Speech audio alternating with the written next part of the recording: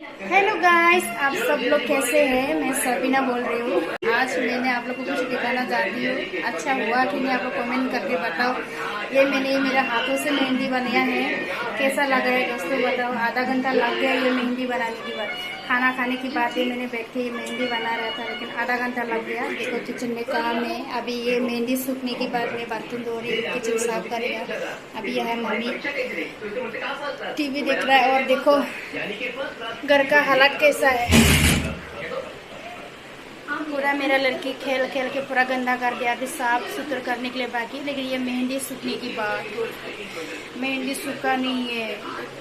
कैसा हुआ है दोस्तों, कमेंट करके बताना। मेरा मेहंदी अच्छा है कि नहीं है। आधा घंटा लग गया ये मेहंदी बनाने के लिए।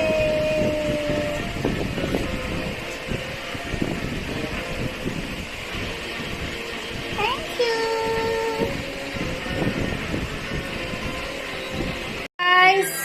आप लोग को बताना चाहती हूँ, देखो जो मैंने मेहंदी लगाया था वो कलर आ चुका है। मैंने निकाल दिया, बहुत अच्छा कलर आया है। देख सकते हैं आप लोग। देखो वही मेहंदी हमेशा मैं लाऊंगी, वही मेहंदी में लगाऊंगी। बहुत अच्छा कलर है, देखो